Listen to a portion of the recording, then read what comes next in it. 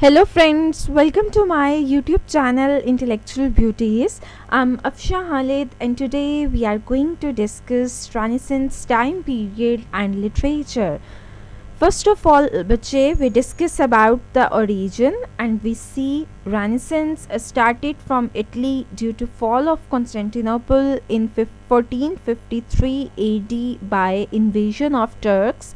Petrarch is known as father of humanism. Basically बच्चे हम यहाँ पर ओरिजिन की बात करते हैं एंड रेनेसेंस टाइम पीरियड या रेनेसेंस मूवमेंट सबसे पहले इटली में स्टार्ट हुआ और Petrarch is the very first scholar who used humanism philosophy. इन्हें फादर ऑफ ह्यूमनिज़्म भी कहा जाता है और इन्होंने रेनेसेंस मूवमेंट को प्रमोट किया.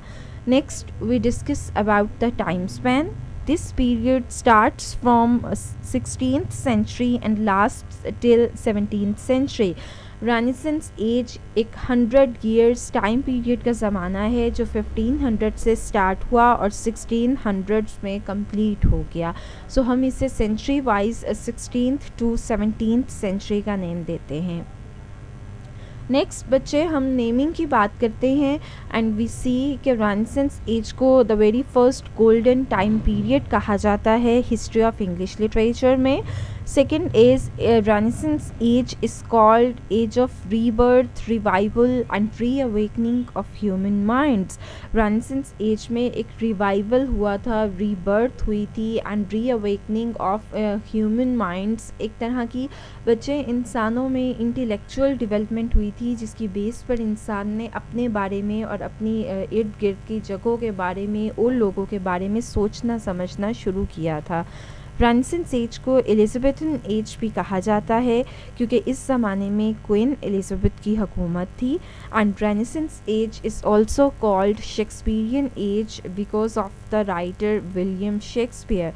रेनेसेंस एज को शेक्सपियरियन एज भी कहा जाता है क्योंकि इस ज़माने में सबसे इम्पॉर्टेंट राइटर विलियम शेक्सपियर हैं जिनके ड्रामास पूरी दुनिया में आज तक पढ़े जाते हैं.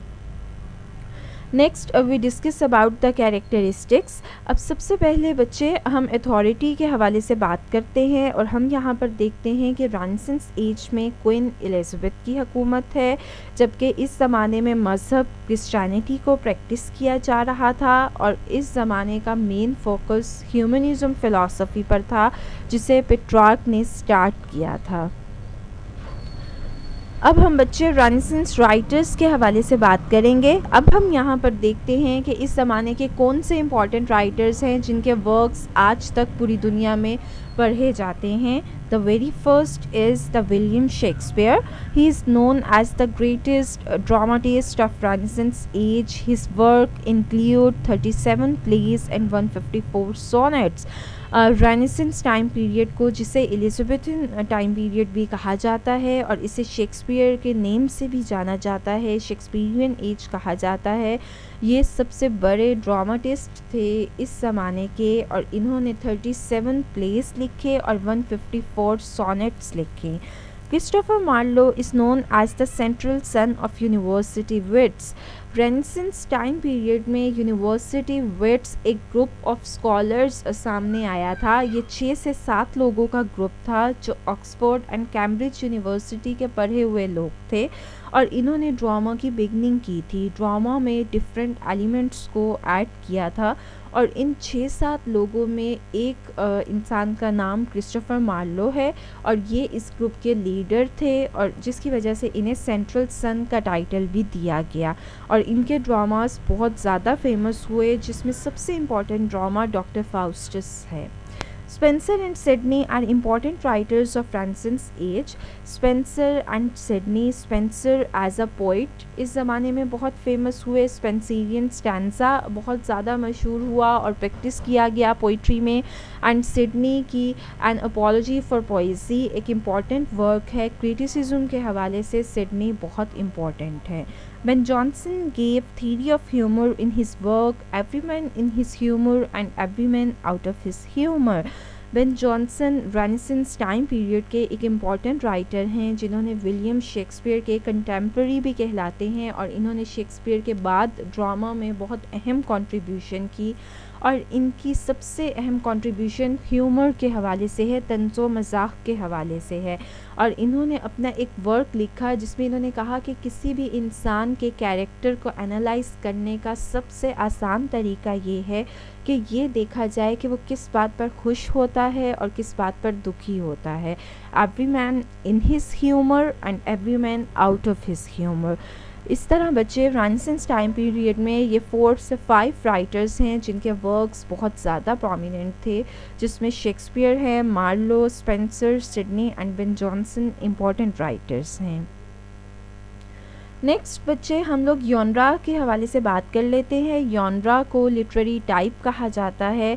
रेनेसांस एज में प्रोस पर भी काम किया गया, पोइट्री पर भी काम किया गया, लेकिन सबसे इम्पॉर्टेंट यॉनरा ड्रामा है and it became the prominent genre of this time. और इस ज़माने में 2 टाइप्स ऑफ ड्रामास लिखे गए। The very first are the Latin dramas, और रॉल्फ ट्विस्टर एक ड्रामा की एग्जाम्पल है, and the second one was English dramas, जिसमें हैमलेट सबसे बेस्ट ड्रामा है रेनेसांस एज का, जिसे आज तक 21st सेंचुरी तक बच्चों के कोर्स में ऐड किया जाता है। अब हम यहाँ पर बच्चे एग्जाम्पल्स देख लेते हैं ड्रामा की। हैमलेट ट्रेजेडी है, इसकी सैड एंडिंग हुई है, ट्रेजिक इवेंट्स को हाईलाइट करता है और इसके राइटर विलियम शेक्सपियर हैं। 12th नाइट कॉमेडी है, ये लिखा गया ड्रामा शेक्सपियर की तरफ से। And Doctor Faustus is also a great drama and it was presented by Marlowe, Christopher Marlowe, और डॉक्टर फाउस्टस भी ट्रेजेडी की फॉर्म में है। नेक्स्ट बच्चे हम लोग लिटरेरी टर्म्स के हवाले से बात करते हैं and we see the very first literary term is sonnet. Sonnet क्या होती है? A poem of 14 lines that has normal rhyme scheme. Sonnet basically ये 2 पैराग्राफ्स की शक्ल में एक पोइम है जिसमें 1 पैराग्राफ में 8 लाइन्स होती हैं एंड सेकेंड पैराग्राफ में 6 लाइन्स होती हैं, और 14 लाइन्स कलेक्टिव लाइन्स को सोनेट कहा जाता है। और शेक्सपियर ने रेनेसांस टाइम पीरियड में 154 सोनेट्स लिखी। और second literary term is allegory, a story, poem और picture that reveals hidden double meaning. Allegorical meanings बहुत ज़्यादा प्रोमिनेंट हुए रेनेसांस टाइम पीरियड में, जिसमें बच्चे कोई भी ड्रामा लिखा जाता है, ऑन सरफेस आपको किसी एक या 2 कैरेक्टर्स की स्टोरी बताई जाती है, बट हिडन मीनिंग में उसका कोई ना कोई मॉरल लेसन होता है जो सारे ह्यूमन बींग्स पर अप्लाई होता है। इसे एलिग्री कहा जाता है। और इसमें अक्सर ग्रीक माइथोलॉजी के हवाले से रिलीजियस कॉन्सेप्ट्स भी हाईलाइट किए जाते हैं। And the third literary term is Spenserian stanza. The rhyme scheme of this type of stanza is A B A B B C B C C. Basically जो Spenserian stanza है ये 9 lines की form में है और ये Spencer की तरफ से इंट्रोड्यूस करवाया गया, और ये भी इस ज़माने में पोइट्री में एक इम्पॉर्टेंट कैरेक्टरिस्टिक के तौर पर ऐड किया गया।